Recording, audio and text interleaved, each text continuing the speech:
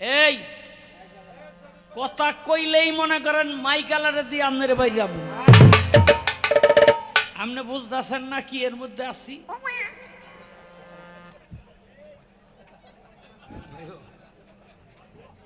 এই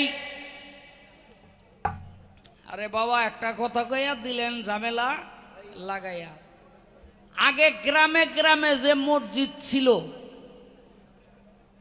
আগে গ্রামে গ্রামে মসজিদ ছিল, কেউ খেজুর পাতা দিয়া উড়াইতো, কেউ ওই যে মুলির বেড়া দিয়া উড়াইতো। কি কোন আপনারা?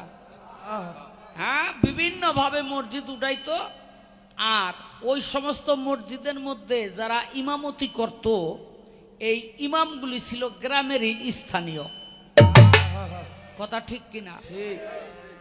এখন একটা শ্রেণী আইসা আমাকে বুঝাইতে আরম্ভ করলো, মিয়া যে ইমাম রাখছ এই ইমামের তো রুকু হয় না, সেজদা হয় না, এই ইমামের সূরা কেরাতে ভুল করে, অমুক জায়গায় 3 আলিফ টানতে হইব, অমুক জায়গায় 6 আলিফ টানতে হইব, অমুক জায়গায় কোরাইতে হইব, অমুক জায়গায় খেরাইতে হইব। এডি কইয়া আমাকে বুঝাইয়া, এগুলি কইয়া আমাকে বুঝাইয়া আমাদের স্থানীয় আলেমগুলি মসজিদ থেকে আগে খেদাইছে। এখন স্থানীয় আলেমগুলো ইমাম যে খেদাই দিল, তা আমরা পামু কই? ঢুকছিল হেরা। আপনারা যা পারেন দিয়েন। একজন লোক আমাকে মধ্যে ঢুকা বলল, ফুলের বাগানে সাপ ঢুকলো, আমরা কেউ বুঝতে পারলাম না।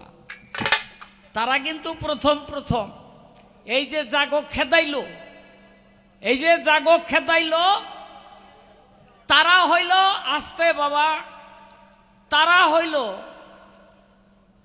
সুন্নত ওয়াল জামাতের অনুসারী, ইমাম আবু হানিফার মাযহাবের অনুসারী। তারা নবীর প্রেমটা বুকের মধ্যে ধারণ করছিল। আর যারা খেদাইয়া জায়গাটা দখল করলো, তাদের বুকের মধ্যে সেই নবীর প্রেম নাই। এখন এই চাচা বসেন, এই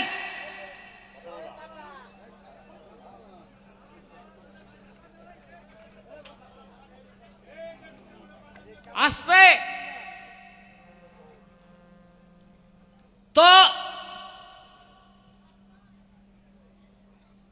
এদেরকে তারাইয়া আমাদেরকে ভুল বুঝানো শুরু করলো।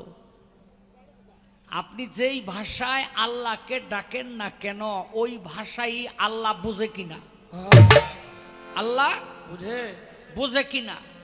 আপনি কবরের মধ্যে যাবেন, মনকির নকির 2 ফেরেশতা গিয়া কইব মার রাব্বুকা, আপনি কি কইবেন? আপনি তো বাঙালি, আপনি কি সেদিন আরবিতে কথা কইবেন? না, আপনি বাংলাই কইবেন।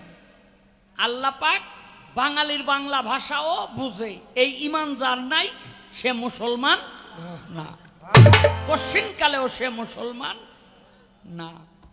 তো এখন আমরা যেই ভাষাই আল্লাহকে ডাকি না কেন, সেই ভাষাই আল্লাহ বুঝে।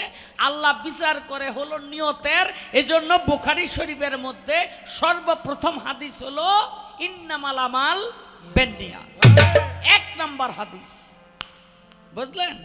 এখন আল্লাহ ওই যে রুকু ভুল হইল না কি হইল, সেজদা তেরা হইল না বেক হইল, আল্লাহ কিন্তু এই বিচার করে না। আল্লাহ বিচার করে যে আমার পাগল আমার দরবারে সেজদা দিয়া পড়ছে, এইটাই তো অনেক কিছু। নিয়তটা ঠিক আছে কিনা, তাই না? এই জন্য হলো সেই বিচারটা আল্লাহ করে। কিন্তু আমাদের দুর্ভাগ্য, ওই আলেমগুলিরে, ওই মোমেন মুত্তাকেনগুলিরে এই মসজিদ থেকে তারাইয়া কইতে কইতে আইলো, নোয়াখাইলার আইলো এই দেশে। কি আইছে কিনা বুঝলেন নি? আইয়া আমগো বিনাশ করে দিল। এক একটা এলাকার থেকে আইয়া এখন দেখবেন এই যে ইমাম 2, 4, 10, 20 গ্রামের মধ্যে তার বাড়ি গন্না, তারা আইলো কইতে, কেউ প্রশ্ন করে না তারা কইতে গাইল। বুঝলেন নি? কারণ তারা হইল একটা গ্রুপ, একটা গোষ্ঠী, তারা একটা উদ্দেশ্য নিয়ে একটা মিশনে নামছে। এই জন্য আমাদেরকে ভুল ধইরা ধইরা মসজিদ থেকে আমাদেরকে তারাইয়া মসজিদগুলি তারা দখল করছে।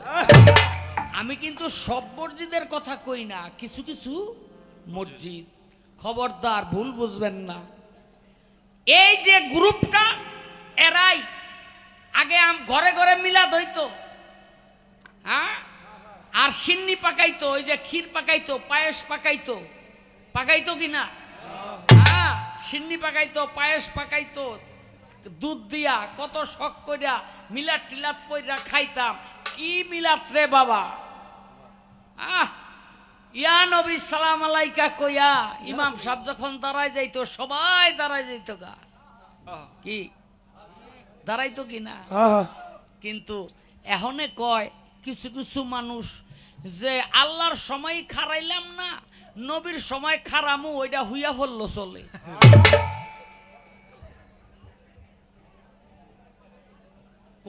কোন জায়গায় ছুরি ধরতে হবে সব তারা জানে।